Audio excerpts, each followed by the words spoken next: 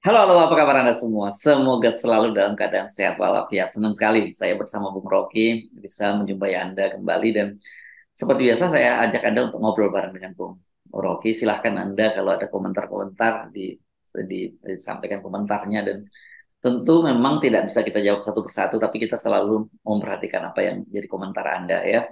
Gitu ya Bung Rocky ya.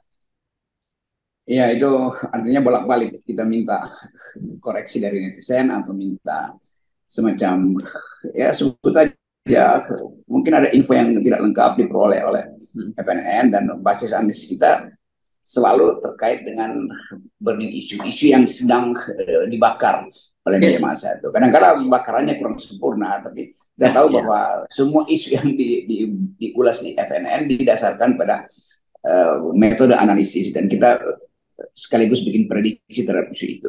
Jadi Ya. sekali lagi kita coba ya masuk di dalam problem yang dihadapi bangsa ini, tapi bukan dalam upaya untuk memperumit problem itu, tapi justru untuk mengurai secara lebih cepat dengan tekanan opini publik. Itu Ya. pentingnya bantuan netizen untuk Ya.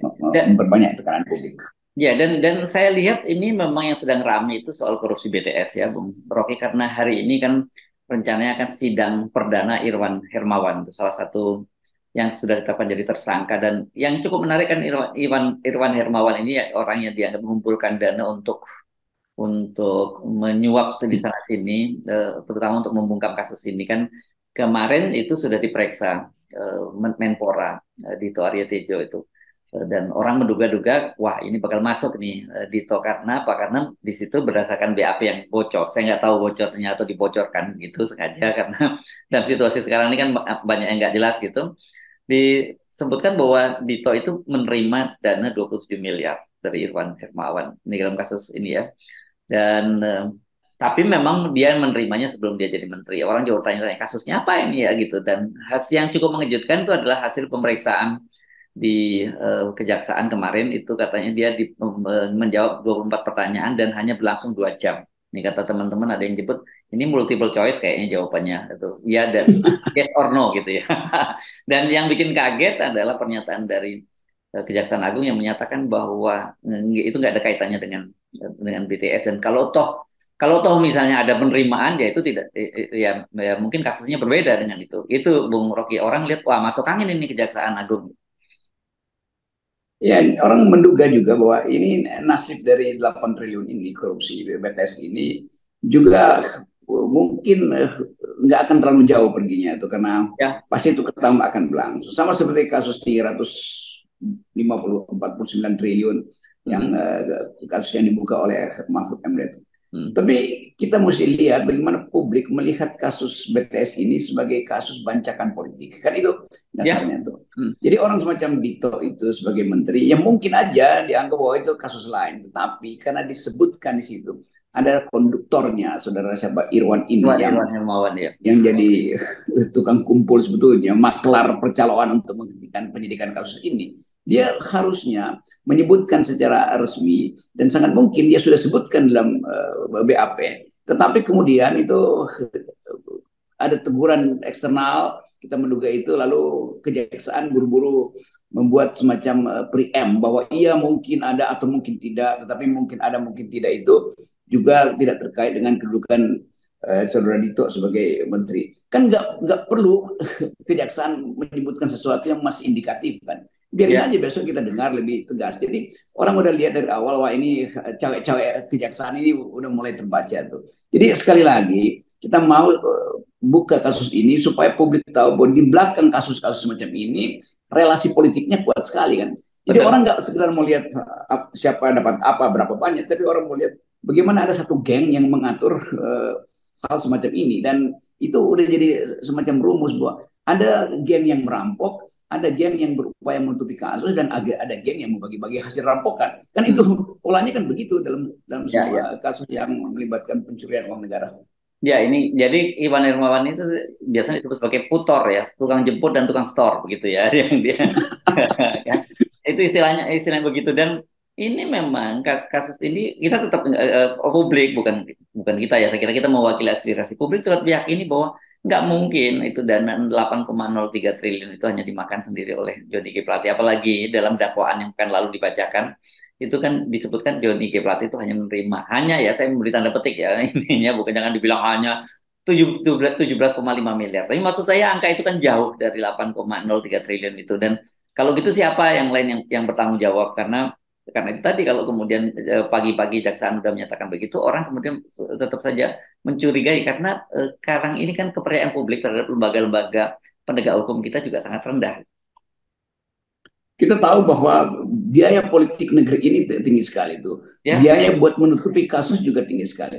Jadi masuk akal sebelum bahkan masuk sidang, publik atau netizen dugaannya yang paling bermutu sebetulnya bahwa ini bancakan di antara tokoh-tokoh tuh. Ya. Sebelum timbul pengakuan BAP di saudara Iwan itu, orang udah menduga bahwa ini kasus semacam ini kalau dinilai dari sudut pandang hukum itu masih cuma sebagian sebagian orang tahu bahwa paling 2-3 orang tuh yang diminta untuk mengambil risiko, selebihnya adalah tukar tambah. Dan mulai terjadi dengan semacam namanya ini diistimewakan saudara Dito ini.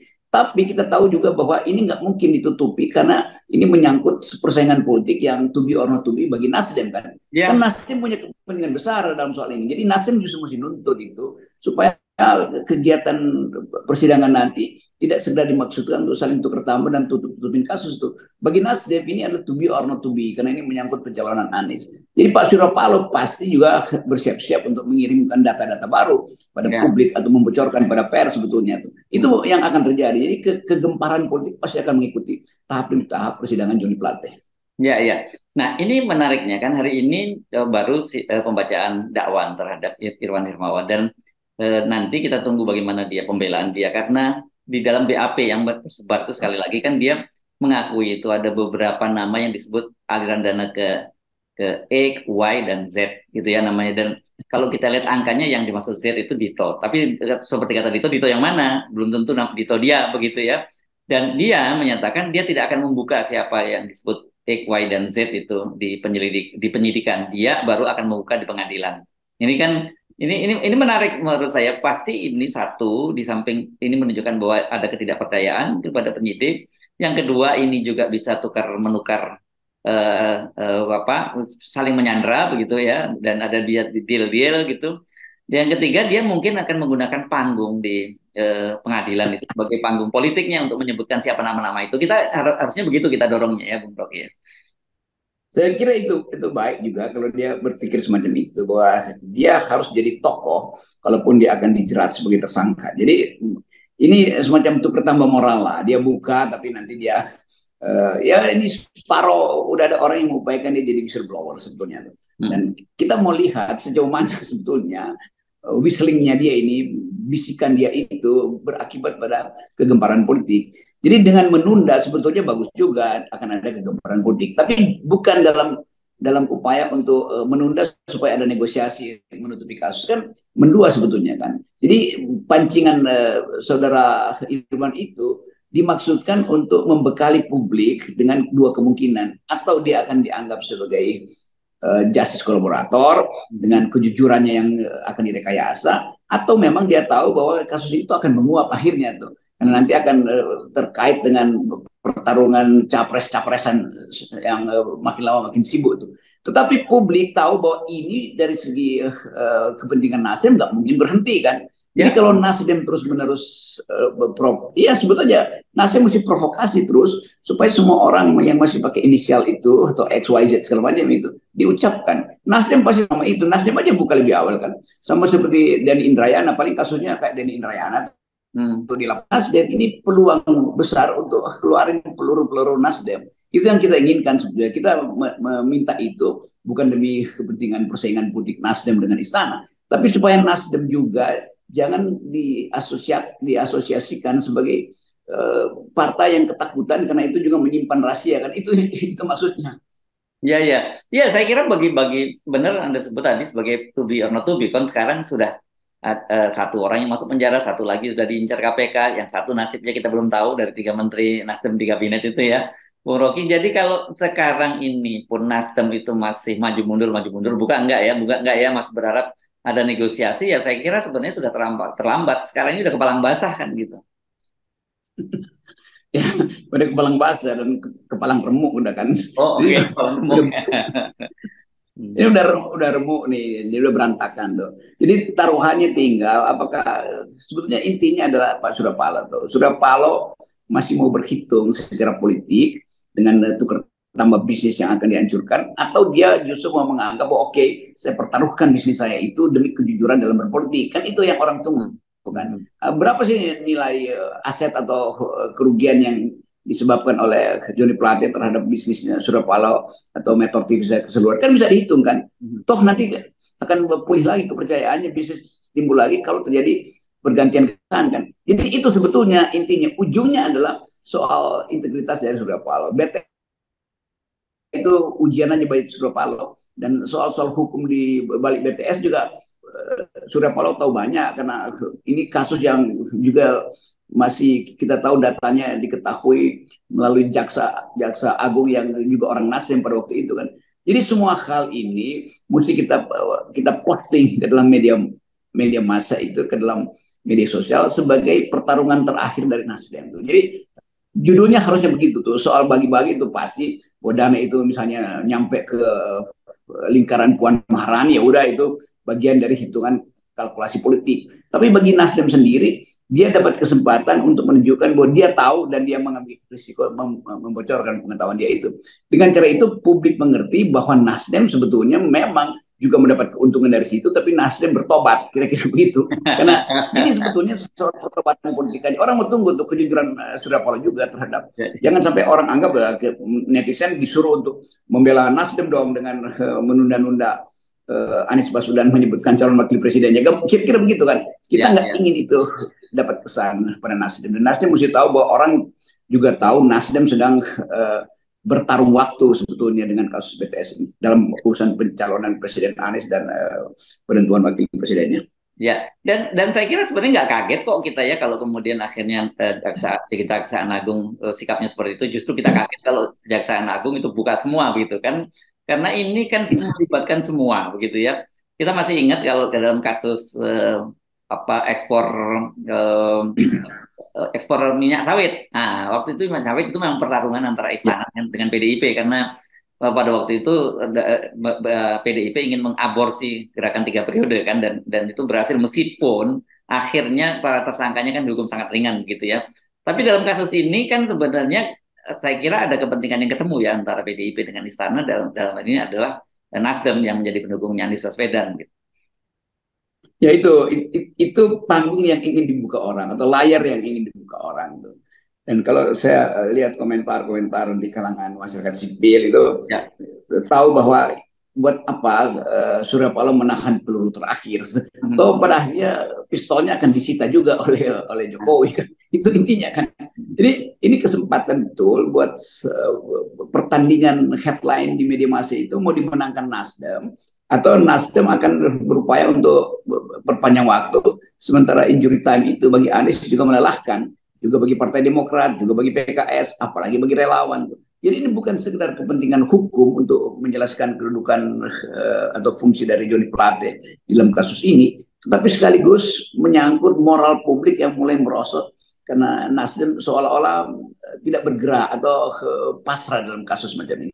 Pasti ada soal korupsi di situ, karena dengan mudah kita lihat polanya itu ada seorang menteri di situ, menteri itu adalah pejabat tinggi Nasdem, itu berarti ada kepentingan Nasdem dengan proyek-proyek Kementerian Kominfo, itu biasa aja tuh. Tetapi yang luar biasa adalah kalau Nasdem menganggap oke, di semua tempat juga berlangsung gitu, dan kami sebetulnya dikorbankan sebagai satu kasus doang, padahal kasus ini menyangkut partai-partai politik lain dan tokoh-tokoh politik lain. Dengan kalimat itu aja orang merangkap oleh Surya Paloh kalau begitu masih akan lanjut untuk beroposisi. Kalau Surya Paloh nggak kasih komentar apa-apa, itu artinya di belakang layar orang duga akan ada transaksi lagi antara Surya Paloh dan istana tuh. Ya, ya, ya.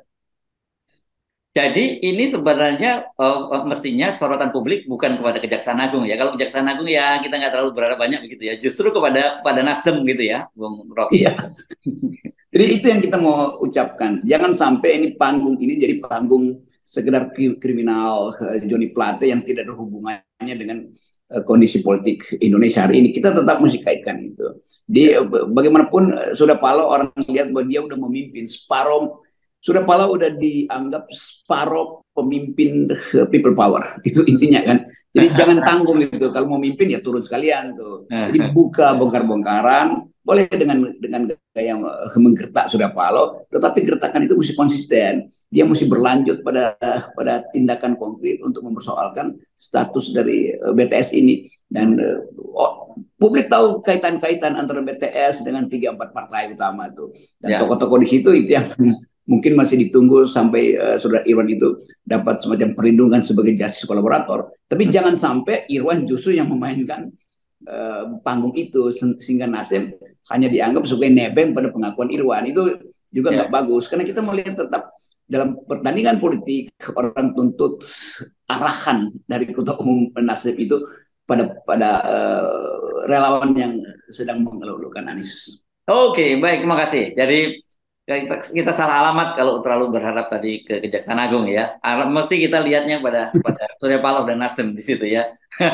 Dan itu sebetulnya ini adalah ya ini seluruh bab di Kejaksaan itu kan akhirnya nanti jadi bab tentang Nasdem, lebih tepat lagi bab tentang nasib Surya Paloh.